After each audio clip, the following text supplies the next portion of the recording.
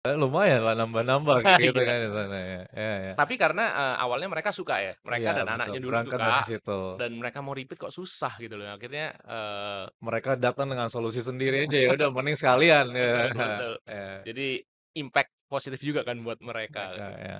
Tapi memang ke depannya juga kita bakalan expand ke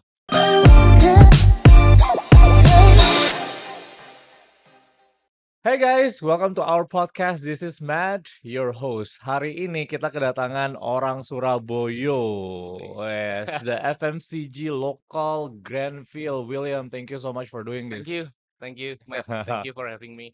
Mantap. Yuk kita cerita-cerita mengenai you punya brand nih, Granville kayak gitu berangkat dari Oke, Surabaya segala macam. Cuman the very first questions yang selalu gua tanya ke semua yang datang ke sini nih, Will, adalah that fase atau masa di mana mereka mendapatkan hidayah untuk nyebrang dari seorang profesional menjadi seorang entrepreneur kayak gitu. oke. Karena entrepreneur itu kan bukan untuk semua orang ya, nggak Iya semua orang bisa kayak iya gitu untuk dan nggak semua orang juga mau untuk masuk ke entrepreneur. iya Itu apalagi di profesional biasanya udah stabil income, nggak terlalu iya. pusing ini bayar gaji karyawan gimana.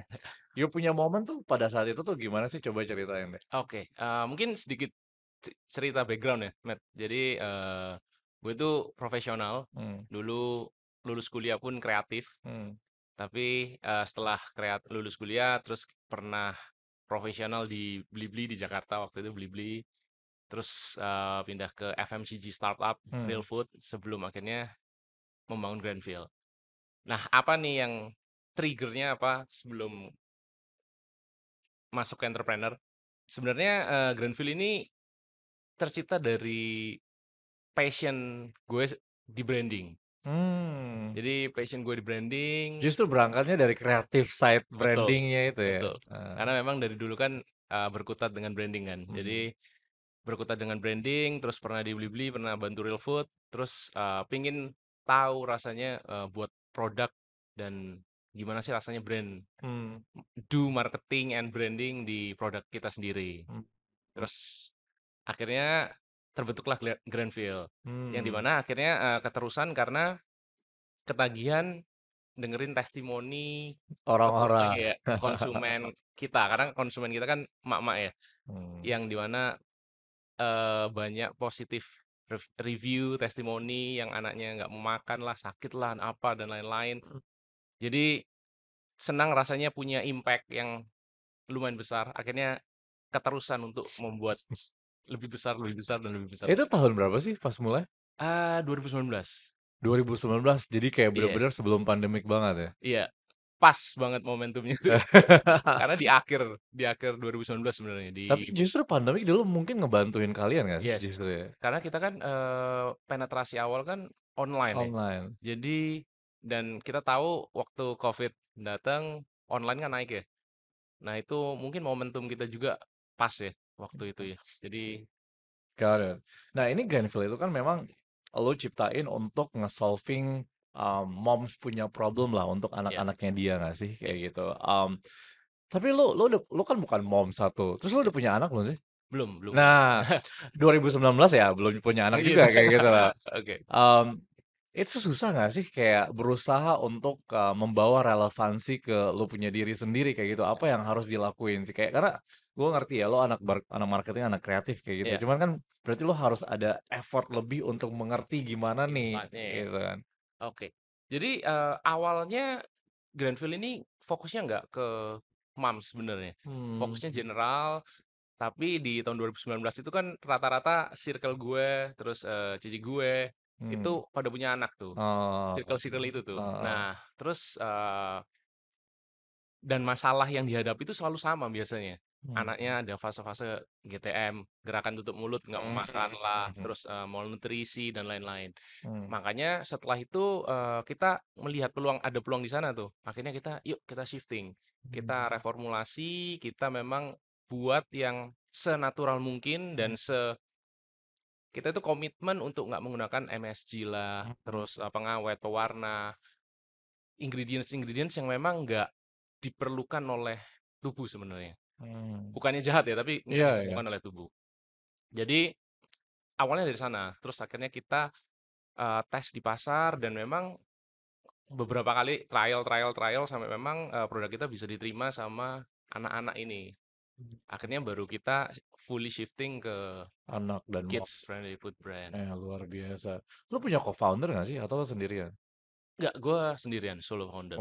Jadi zaman-zaman itu tuh memulai semuanya diurus sendiri. Iya, awalnya. R&D cobain sendiri Iya. apa segala macam dan at that point udah punya tim atau belum?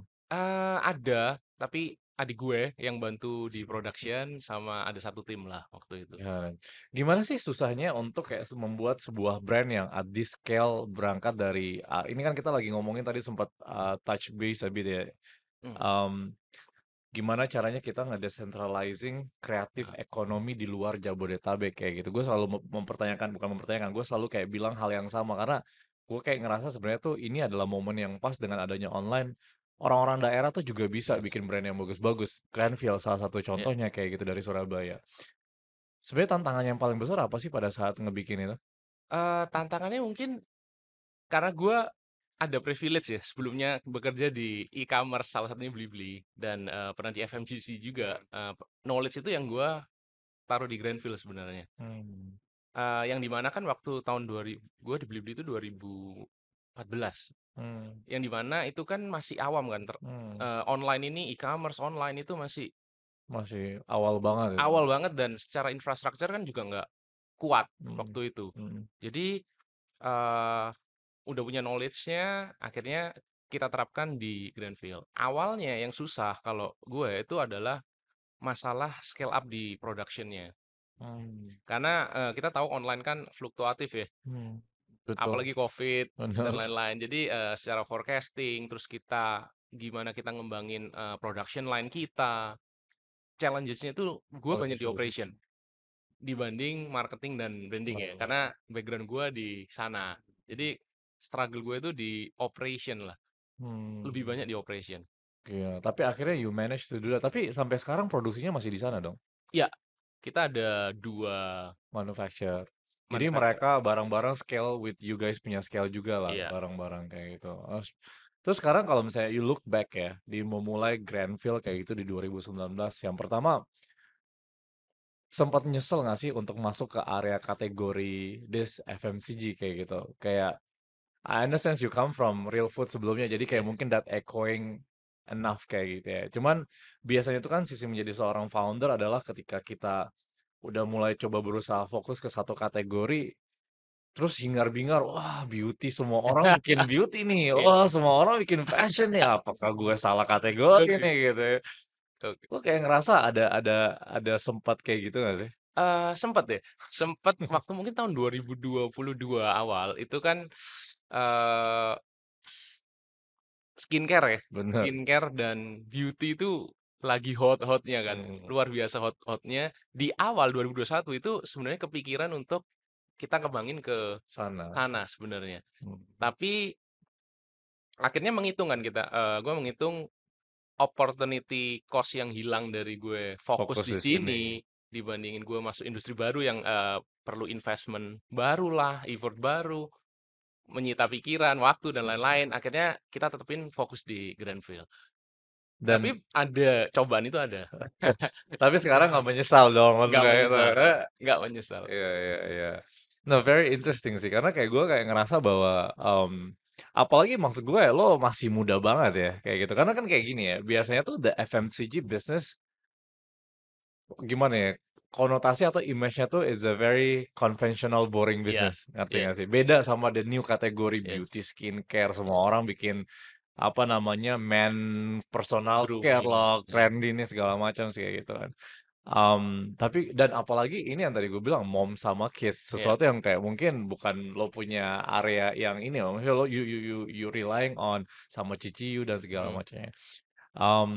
Gimana sih kayak you bisa apa namanya nge-building that consistency? I mean untuk sebuah hal yang gue aja ya to be very honest with you kayak high fast tuh um, at some point gue juga kayak ngerasa bahwa, wah ini banyak enak nih. distraksi, ini kayak ini keren nih, kayak yang sana keren nih, apa kita bikin ya. Tapi that consistency itu Iya, tuh butuh dilatih ya. iya, Biasanya ketika kayak misalnya you hit the wall, aduh ini kayaknya udah stuck nih, apa pindah aja ya. iya. Apa sih yang biasanya lo lakuin? Apa kalau ingat-ingat lagi zaman-zaman susah mulai-mulai mau merintis?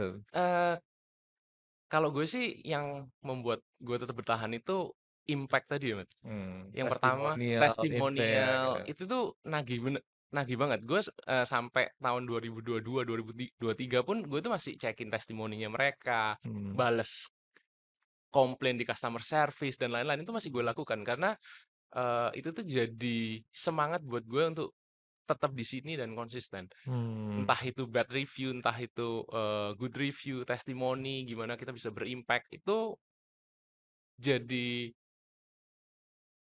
dasar semangat gue untuk melanjutin ini. Dan yang hmm, kedua, tim ya, pasti tim ya. Karena kalau di Surabaya mungkin beda dari Jakarta, men. Karena hmm, kita, mainnya di industri online itu nggak terlalu banyak talent lah hmm, untuk online, hmm, entah itu marketplace, di sisi marketplace, digital marketing, nggak sebanyak di Jakarta. Nah, makanya itu, tim-tim yang dari awal sama Granville itu rata-rata mereka bukan dari industri hmm, digital, hmm. marketplace, enggak, tapi kita nurture itu gitu dari awal. Dilatih gitu. Dilatih dari awal dan, sampai sekarang mungkin ada sekitar 100 sampai 120 tim. Jadi karena kita mengikuti progresnya dari No. 1 nol, 1, 10 itu masa-masa itu dan, memori itu yang membuat gua bertahan dan pingin punya impact lebih gede lagi sebenarnya. Ya, make sense banget. Nah, itu juga yang kayak tadi I think you mention sebelumnya ya di beberapa apa namanya coverage yang kayak kita baca bahwa you guys itu kan pendekatannya very community banget ya. Iya, Kayak gitu ya. Itu memang kayak the strategy yang lo implement dari awal kayak gitu. iya. Dan kenapa sih? Karena balik lagi ya, karena fokus kita itu ke konsumen ya. Hmm. Terus, kita sangat happy dengan testimoni konsumen. Jadi sebenarnya awal di-build community itu untuk kita tuh menampung suara mereka sebenarnya. Gimana apa yang kurang dari produk kita, pelayanan kita, marketing kita, message kita, terus, tempat jadi wadah mereka untuk berkeluh kesah tentang Hmm. jadi parenting lah, jadi Hmm. moms lah, dan lain-lain. Awalnya dari situ.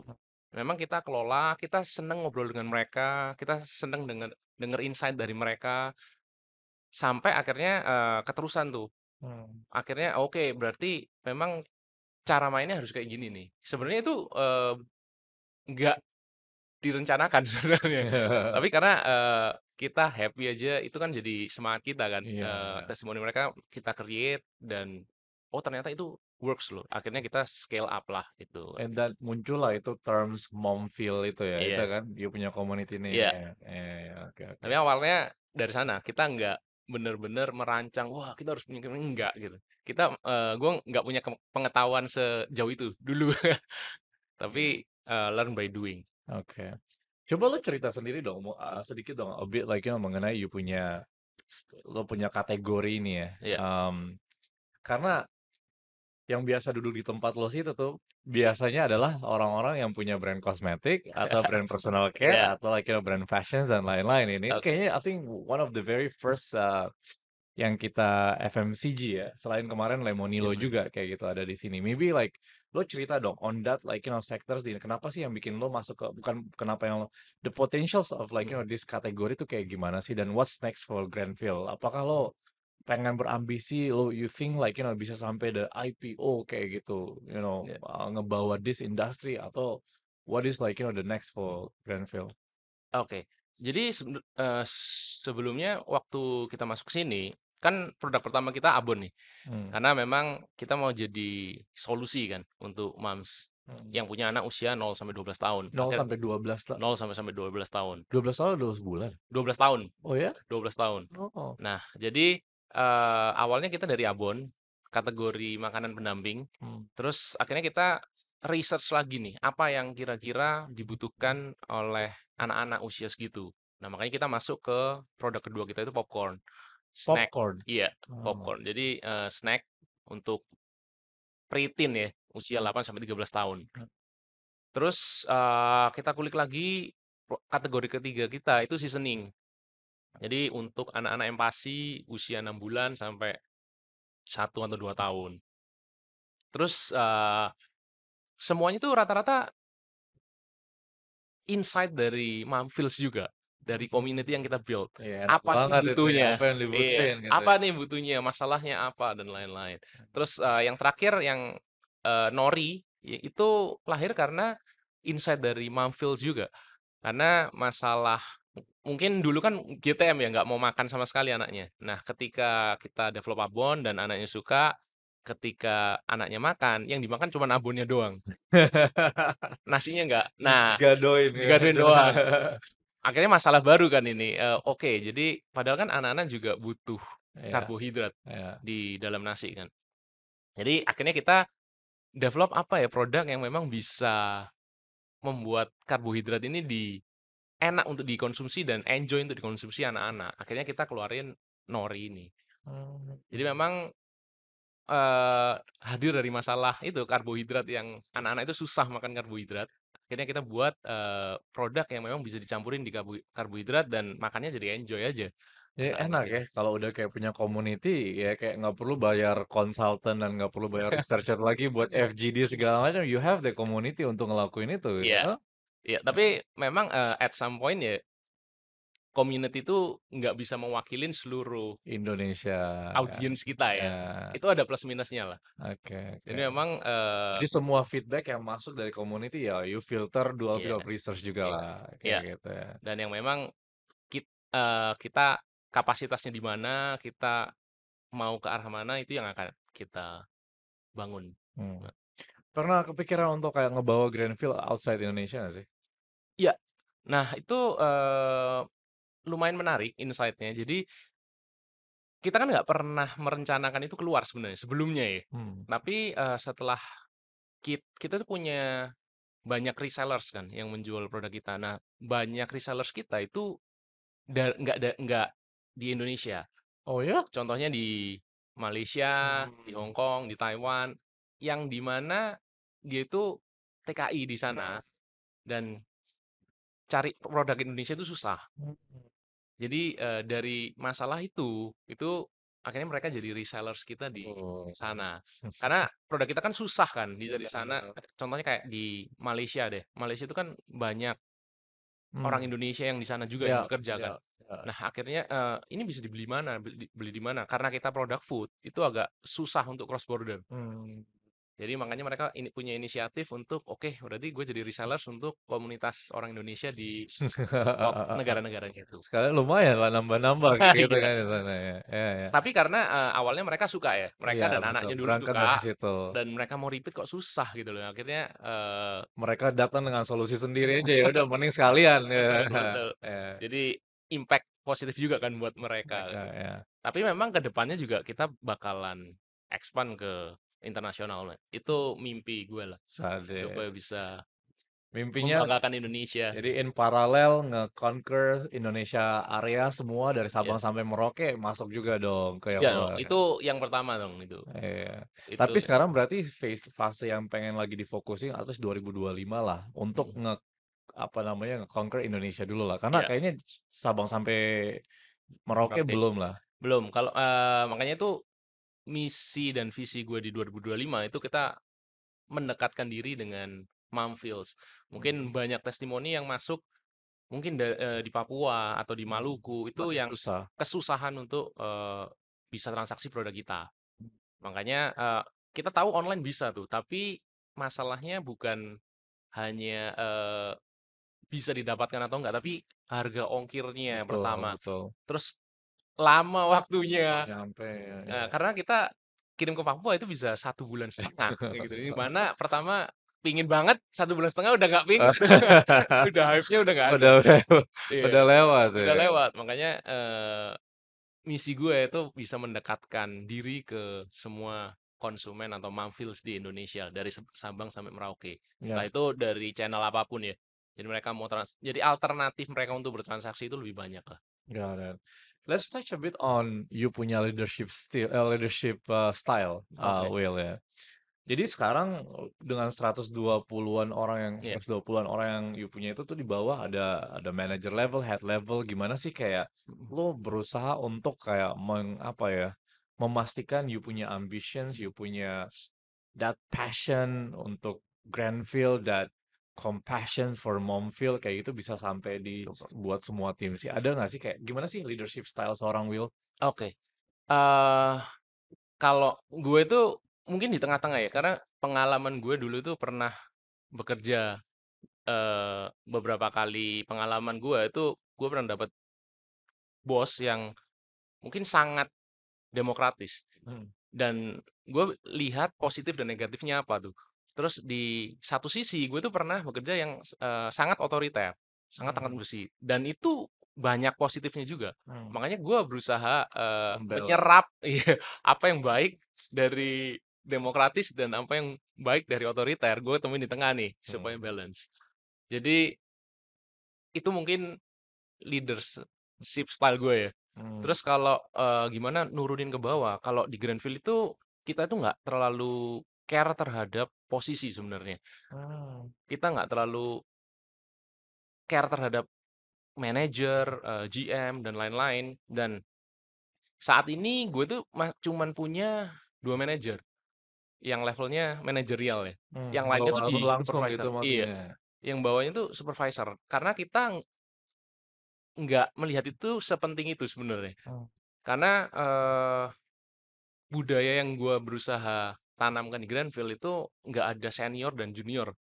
Terus nggak ada lu kerja setahun, 2 tahun, gua senior, gue baru masuk. Terus, atasan, bawahan itu gue berusaha, meminimalisir itulah. Hmm. Karena gue percaya kalau adanya terlalu gap-gapan senior, junior, terus adanya atasan, bawahan itu Hmm. menghambat proses brainstorming lah. Iya, Terus, akhirnya ide-ide terbaik itu nggak bisa keluar dari seluruh tim kan. betul. Adanya bisa keluarnya dari Yap, tim-tim yang dekat doang sama gua betul, nih. betul, Nah, yang betul. itu yang Itu aja. iya, yang itu aja, yang di mana gua pernah punya pengalaman itu soalnya di company-company lama. Jadi Hmm. dan melihat itu sebagai hambatan yang lumayan besar ya untuk, company yang mau growth. Jadi akhirnya gua sebisa mungkin meminimalisir birokrasi, meminimalisir atasan bawahan, senior junior itu berusaha gue minimalisir. Nah, konsekuensinya pasti gue harus sering-sering Ngobrol. ngobrol. Bahkan sampai sekarang gue masih ada one on one session untuk tim-tim gue. Hmm. 3 bulan, setahun itu masih one on one review sama gue, ngobrol supaya bisa menularkan ini loh value kita yang mau kita bawa.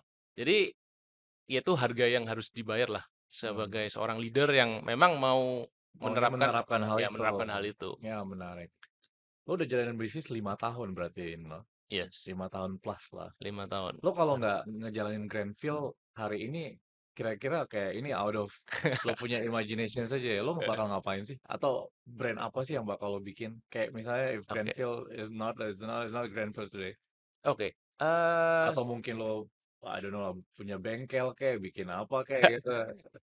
Kalau mungkin kalau dengan pengetahuan yang sekarang, Matt, gue tetap build sesuatu yang punya impact ya. Gue yang punya impact terhadap tim dan konsumen gue. Tapi brandnya apa, gue nggak ada spesifik industrinya sebenarnya. Karena kan sebenarnya ada, tapi kan seiring berjalannya waktu itu berubah-berubah terus kan. Kayak 2021 kemarin mau skincare, Skincare. 2022 eh, Apa?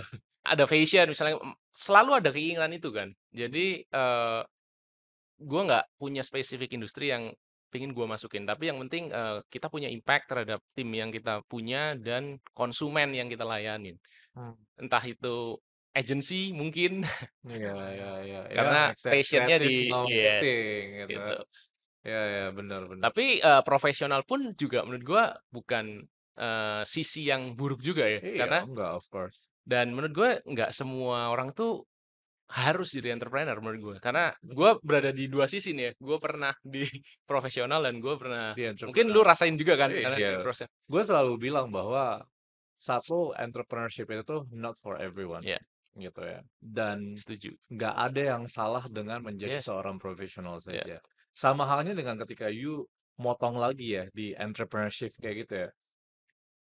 Nggak, maksudnya orang punya opsi, nggak ada yang salah dengan menjalankan bisnis yang small dan medium size Iya, aja, tapi profitable dan mhm, oke daripada kayak yang mau, apa namanya, ya ambisi gede banget. IPO, raising money segala macam, nothing wrong. I mean nggak ada Iya, yang salah dengan itu, nggak ada yang salah juga yang kayak pengen ngejalanin yang kecil kecil. dan oke-oke Iya, aja kayak gitu. Karena everyone's like, needs to actually have dia punya options and iya. choices dan ngejalanin bisnis small and medium mungkin lebih nggak terlalu kepala sakit ya. Iya, Kalau bener. kayak kayak kayak, oh ya udah repeat itu aja, ya kan Iya, bisa lebih main karena kan betul. nggak ada investor, nggak ada apa segala macam, masih bisa lebih liar Leluasa lah, gitu, iya. berkuasa gitu ya sih. Kan balik lagi ke tujuan ya sebenarnya. Bener. Karena yang menjaga gua tetap di entrepreneur sampai sejauh ini itu pertama, kecintaan gue terhadap tadi testimonial impact lah, positive impact terhadap tim dan konsumen.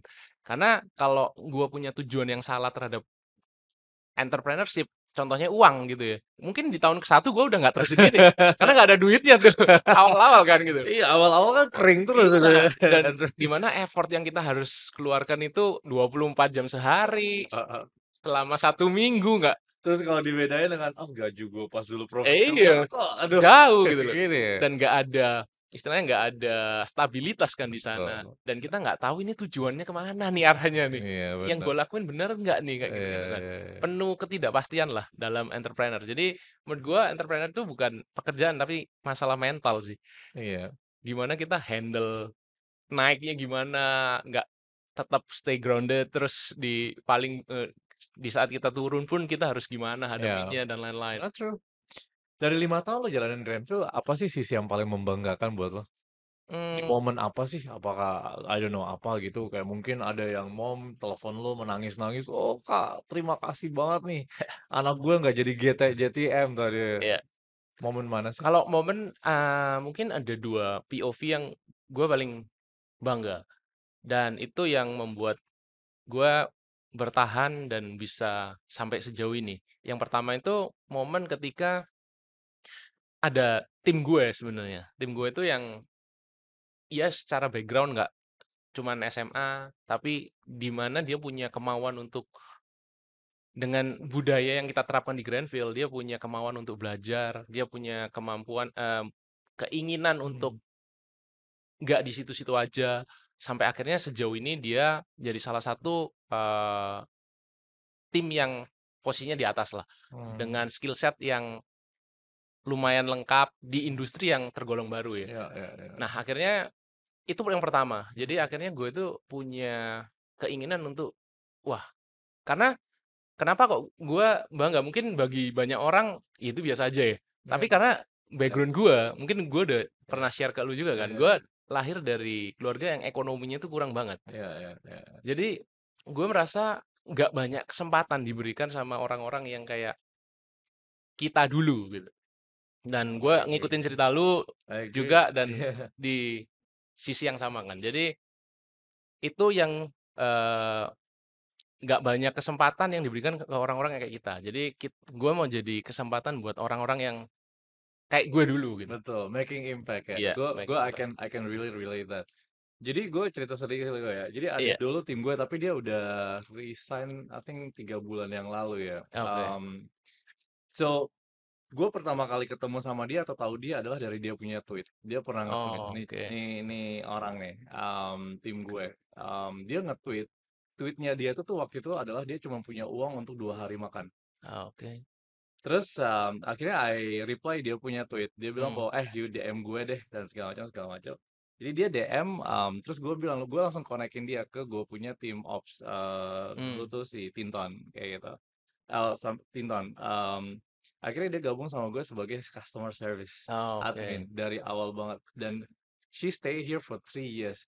Dari mulai sampai admin yang paling bawah Mmm, sana, sampai customer service, sampai supervisor, iya, di level supervisor sampai I think kayak dia kemarin tuh sempat udah di level senior supervisor buat mmm, like all the customer service team yang gue punya. wow, That's really making impact karena iya, lu kayak bisa ngeliat ya masih ada tweetnya itu tuh yang dimana dia kayak I mean I think out of like desperations kayak gitu iya, kan, like dia being that transparent bahwa I wanna like work anything kayak gitu. mhm, Jadi like gue kayak selalu kayak ngerasa bahwa oh ketika like things get hard, lu mmm, inget dong iya, this kind betul, of like impact yang make you keep iya, going gitu kan. iya. Dan Iya, itu, terasa lebih spesial karena gue dulu datangnya dari orang that yang itu, background. Jadi merasa progres itu, progres yang terlihat nyata itu sesuatu yang luar biasa buat kita. Betul, betul, dan nggak usah muluk-muluk untuk hal itu, ngerti Iya, nggak sih? Maksudnya nggak usah yes, I think kayak, at some point kita pengen ngebantu 1 juta moms iya, di luar sana, tapi mhm, this is like, progress iya, gitu kan, progres. ngebantu tim lo segala macam. Iya, Ya, iya. ya, Dan yang kedua ya POV dari Mumfields itu ya, mmm, karena itu story yang sering diangkat juga waktu kita town hall lah, waktu apa, impact kita. Itu gimana Granville itu menolong anak-anak, salah satunya adalah Mumfields yang punya anak usia sekitar 3 tahun. Dia itu masuk rumah sakit karena bener-bener nggak mau makan sama sekali. Nggak ada nutrisi yang masuk, terus di rumah sakit itu betul, diinfus, harus, masuk nutrisinya cuma dari cairan, sampai akhirnya dia tuh mau makan produk kita, Granville. Terus dimulai dari sana, mmm, terus sampai anaknya membaik dan akhirnya boleh pulang. Nah, itu sampai dia itu sampai attach banget dengan produk kita. Jadi setiap giveaway, setiap acara kita itu dia selalu datang, datang, aktif gitu ya. aktif, dan dia tuh selalu ngasih komen-komen yang, positif di semua platform kita. Ya, Dan itu dia, waktu anaknya pertama kali keluar dari rumah sakit itu bahkan literally dia DM kita, "Thank you ya anakku gini," diceritain kronologinya dan lain-lain. Nah, itu salah satu yang, wah, kita mungkin yang bagi kita kelihatan kecil ya, tapi ada yang melihat Granville ini berarti loh, seberarti itu loh kayaknya. iya, iya. Do you think bahwa lo punya kesuksesan sekarang itu memang like, maksudnya you punya background, lo punya family background, Mhm. di mana lo berangkat dari susah itu tuh that determinations yang beneran ngebawa what you today? Iya, pastinya ya, Matt, karena, eee, sedikit mungkin flashback ya, mungkin kalau sulit lah atau susah, ekonomi susah itu kan relatif ya, Mhm, gimana susah lu. Nah, mmm, kalau gua itu bener-bener susahnya itu kita tuh nggak tahu besok makan apa, mhm, sampai segitunya. mhm, Kita, pernah tinggal di satu kontrakan, kita tuh 4 bersaudara, mmm, berarti 6 orang yang tinggal di satu mhm, rumah. Itu kita pernah kontrak di satu rumah, kamarnya itu 3 kali 3 tapi kita tidur berlima berlima. Jadi disusun-susun ranjangnya di mana mhm, nggak ada AC-nya, kita pakai kipas angin yang duduk, mhm, itu kita separah itu. mhm, Bahkan gue SMA dulu nggak naik setahun, mmm, terus gue hampir putus sekolah karena nggak bisa bayar uang oh ya, sekolah sampai setahun. mmm, Itu gue itu sesusah itu. Jadi standar susahnya itu emang susah segitu, gitu, sangat susah. beneran susah ini Bener, gitu kan. betul. Bahkan, gua waktu SMA pun sebenarnya gua nggak lanjut kuliah. Gua, jadi pekerja kasar waktu itu. Setelah Mhm, lulus SMA, gua pernah kerja di tambak ikan, terus pernah kerja jadi serabutan juga di studio foto, yang di mana itu punya temen, mhm, nyokap temen, mmm, yang sampai sekarang dia juga sering nih jadi just tip produk kita, anaknya. Karena kan kita masih berteman sampai sekarang. Terus, sampai akhirnya gue tuh dapat mujizat lah dari saudara yang lama tidak bertemu sampai akhirnya gue bisa kuliah.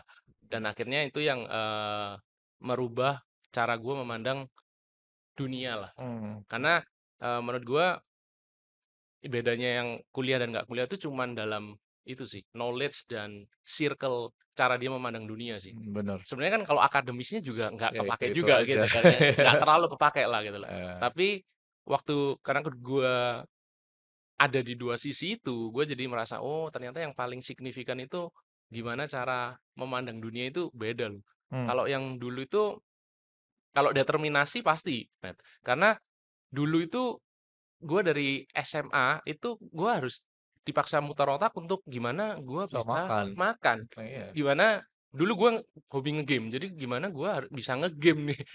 Makan nggak terlalu penting waktu itu. Motivasi Motif motivasinya nge-game. relatif nih yang Iya, mana nih? betul. Gimana gue harus nge-game, gue harus bisa nge-game kan, harus muter otak, harus jualan ini, jualan itu, bantu ini, bantu itu, bantu jualan apa. Itu determinasi itu dari kecil udah ditanamkan. Dan misalnya nih setiap bulan gue tuh strugglingnya waktu sekolah itu ditanya gini sama guru TU dulu Mmm, SMA, "William mana uang sekolahnya?" Dan itu di-share di depan semua kelas, orang. yang di mana aduh setiap bulan digituin. Jadi makanya gue itu nggak punya semangat untuk sekolah waktu itu karena aduh dipermalukan terus kayak Iya gitu dan iya lain-lain. iya iya iya. Nah, setiap dipanggil TU misalnya, uang sekolah gimana, nah itu kan Malu. nyokap dan bokap nggak bantuin gue, Mmm, yang harus menyelesaikan sendiri gue. mmm. Jadi gimana gue harus istilahnya, eee, meminta untuk bisa ikut ujian kayak Iya gitu, iya. harus buat surat keterangan tidak mampu yang setiap bulan gue Eee, buat, kayak gitu-gitu. Jadi itu kan determinasi yang dihasilkan dari betul. itu juga. Gue selalu bilang bahwa limitation is actually pushing boundaries. Karena Iya lo kalau kayak ngeliat ya, orang-orang yang malah justru hidup dalam limitations ya, iya, anything. We're not talking about kayak, apakah dia punya uang atau enggak. mmm, Tapi like, mungkin dia punya kemampuan fisik yang terbatas atau segala macam. iya, Biasanya tuh tendensinya adalah nge-push dia punya boundaries untuk betul, mikir, gimana sih gue tetap bisa kayak iya gitu. At least like, those guys yang memang punya strong motivations ya, kayak gitu. Karena kan, apa namanya, ya gue nggak tahu kalau lo ya, tapi kalau gue hidup susah juga kan, iya dan gue susah, tapi gue tuh kayak nggak suka banget dikasihanin. iya, Gue sama. paling benci dikasihanin, Nah, kayak gitu kan. Tapi ketika ada momen-momen di mana kayak maksud gue atau gue ngelihat orang tua gue harus minta ke tante iya, gue lah, om segala macam, itu tuh kayak jadi semacam apa ya, dendam gitu pecutan loh, ya. iya kan? "Oh Iya shit, ini nggak bisa lagi nih iya kayak gini," gitu kan. iya. Ya so that was Itu life. itu yang gue rasain sih. Jadi salah satu motivasi gue pengen punya duit itu sebenarnya bukan untuk merasa nyaman ya atau gue bisa foya-foya, enggak. Karena sampai di titik ini pun gue itu kayak makan di restoran tuh gue lebih menikmatin gue makan di kaki lima Iya kayak gitu karena lebih cocok dengan DNA gue iya. karena miskinnya lebih lama mungkin. Alasan gue itu motivasi gue itu cuman itu gue nggak kepingin gue itu karena waktu dulu dihargai seakan-akan ya dihargainya itu beda antara lu punya duit dan lu nggak punya duit. Betul Dan motivasi utama gue itu supaya gue nggak direndahkan aja betul sebenarnya. betul. Dan yang kedua baru gue bisa melakukan apa yang gue nggak suka untuk lakukan. Mhm, Itu motivasi terbesarnya. iya Bukan iya. karena pingin, wah pingin beli mobil apa. Enggak sih. Gue nggak, kalau gue ya, Bener, dan oh nggak ada yang setuju salah dan banget. nggak ada yang benar ya. Kalau Gue gue setuju banget gue setuju banget. I think kayak money is just like, things lah. Maksudnya untuk punya duit dan spending on things dan segala macam, it's ya, less things, right? ya, Tapi beda kayak gitu ketika memang lo punya power juga untuk kayak ngomongin, karena when that happens kayak gitu, ketika orang bisa kayak ngelihat lo dengan as a equal, bukan kayak direndahkan, then it ya, opens opportunities. Biasanya ya, itu selalu kayak gitu. Unfortunately, ya, biasanya kayak gitu. Gue selalu bilang ke orang-orang bahwa we need to actually change this. We need to ada di posisi di mana walaupun orang di bawah elo atau kayak orang mungkin nggak seberuntung elo, hmm, chances needs to be ya, given. Masih tetap harus dikasih harus, tahu dong, hmm, dikasih dong hmm, kayak gitu. Sampai akhirnya ketika memang dia udah di-prove nggak bisa, baru ya, kemudian you can actually move on atau make a ya, judgment gitu ya. setuju. Lo mentoring orang-orang nggak sih? Kayak are you actively mentoring mungkin generations entrepreneur di Surabaya atau apa segala macam? Untuk saat ini enggak ya, ke tim Hmm, gue doang ya. deketin Karena lo. gue tuh lahir dari gue tuh introvert banget, Matt. Oh, Gue tuh SMA, SMP, SMA, kuliah itu gue tuh introvert banget. Yang seintrovert yang kalau bisa di dalam ruangan, itu gue di pojok deh. Nggak ada orang yang notice gue itu ada di sana. ya, Seintrovert itu. Tapi, semenjak gua kuliah, terus gua mulai punya mimpi, gua pengen jadi leader, pengen jadi, eee, tim bawah. Gua tahu kalau itu nggak boleh, nggak bisalah. itu akan jadi lo punya limitasi Iya, gitu kan. betul. Ya, Itu suatu halangan lah. Makanya ya, akhirnya dari sana gue tuh, mencoba untuk mengatasi itu. Dengan cara ya apa yang gua nggak suka lakukan, gua bakalan lakukan. ya, ya. Contohnya, eee gue tuh ada kursus Inggris lah, Hmm. di salah satu kursus di Jakarta waktu itu. Jadi, cara gue men-challenge diri gue adalah setiap pertanyaan yang dilontarkan, itu gue angkat tangan dulu. Entah itu gue tahu jawabannya, nggak tahu jawabannya. Yang penting gue angkat tangan dulu. Nah, itu gue lakuin rutin gitu untuk men-challenge diri gue. Ya, Terus yang kedua, gue tuh punya kelemahan di public speaking. Public speaking gue itu jelek banget, terus bahasa Inggris gue juga jelek banget karena memang nggak disiapkan untuk betul. itu. Ya, Makanya gue les itu. ya, ya. Nah, akhirnya gimana cara gue menghadapi itu? Gue akhirnya daftar ke salah satu universitas di Surabaya, untuk gue itu jadi speaker dalam bahasa Inggris. Oh. Sampai segitunya, karena itu paling membuat gue nggak nyaman. Tapi Iya, harus iya. gue lakuin, Nge-challenge, push the nge-challenge gue. limit. Ya, ya. Akhirnya itu, wah, harus effort-nya harus tambah lah. Nah, itu yang membuat akhirnya setelah kita lakukan, oh ternyata nggak semengerikan itu ya. Akhirnya Ya, itu, akhirnya, agak mendingan lah. Tetap introvert, tetap nggak bisa hilang, tapi at least di saat-saat yang dibutuhkan kita bisa bisa, jadi lebih bisa ini, bisa switch a extrovert. bit lah Iya, gitu ya. No, that's pretty amazing. Lo tau gue tuh nyebut orang-orang kayak lo, orang-orang kayak lo tuh the underdog. Jadi the underdog itu tuh adalah kayak tipikal mereka yang ketika mereka ngelakuin sesuatu, mhm, semua orang akan ngelihat mereka, oh dia ini bakal iya, gagal, kayak gitu kan. mhm, Tapi they actually like go beyond that dan prove mereka itu salah, iya, kayak gitu kan. Dan ini nih paling banyak selalu kayak, maksudnya banyak banget cases-cases yang kayak gini kan, kayak you raise money dari mhm, VC segala macam, VC bilang, ah lo cuman iya, lu kuliah di sini doang di iya, Indo, aduh yang masuk ke aplikasi gua Harvard, iya, Stanford, bener, kayak kayak gitu, always that. Tapi the underdog there, they prove bahwa, oh, I mean, oke, lo punya apa namanya penolakan itu, lo punya menganggap remeh itu segala macam is a motivation iya, buat gue to prove you wrong. And then we see in the next 3 4 iya, years siapa nih yang yang lebih bisa gitu kan. Oh, that's pretty amazing. Mungkin lo mau ada satu closing statements kayak gitu for those underdog di luar sana yang mungkin berangkat dari background yang susah juga. Karena the thing is, mhm, gue selalu bilang ya, gue ketemu banget dengan orang-orang yang pintar-pintar, yang oke-oke, yang bagus-bagus. I mean, in each of dia punya capacity. Um, tapi biasanya tuh mereka cuman lack of motivation. iya, Kayak gitu kan. Karena that's why we're doing this. Karena apa? Orang Indonesia tuh tipikal yang memang mereka pengen bener-bener ngeliat success story yang iya, jujur. Oh iya ternyata ada orang yang dulu juga sama-sama susah yang susah. tidur di kontrakan 3x3. Kosan gue di Bandung itu tuh gila Eee, men, 3x3 beneran itu tuh. Itu tuh gue masih ingat banget 3 juta setahun tuh. Dia eee, punya sewa itu tuh. Tapi kayak bisa gitu. mhm, Kayak bisa menjadi seorang gitu kan. Maybe lo mau ngasih wejangan ya. waduh, Yes. mungkin gue tuh nggak berhak sebenarnya ngasih wejangan karena, menurut gue, semua orang itu nggak punya, nggak ada di posisi yang sama 100% sebenarnya. Hmm. Tapi gue percaya nggak ada yang nggak bisa gitu. Karena limitasi kita terhadap underdog tadi ya, itu ada di cara kita memandang tadi. Mm, Karena kita belum pernah melihat sesuatu yang terjadi di depan kita kan. mm, Contohnya, oh ternyata ada loh bisnis yang, penghasilannya 100 juta satu bulan. mm. Waktu kita nggak punya pengetahuan itu, kan kita akan, ngira itu nggak mustahil kan. We Nah don't know what we don't know iya, istilahnya gitu kan. betul.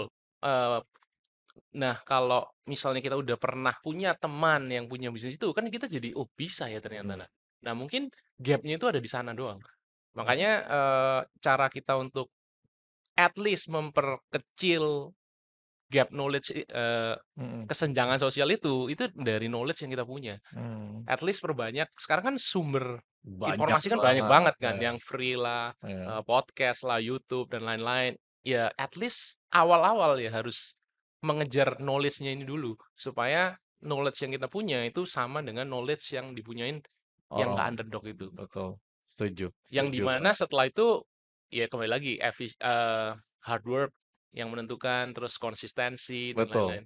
Tapi betul, kalau hard work dan konsistensi, menurut gua kita punya privilege. betul. Karena kalau kita dulu, lu nggak kerja, besok lu nggak bisa makan lu.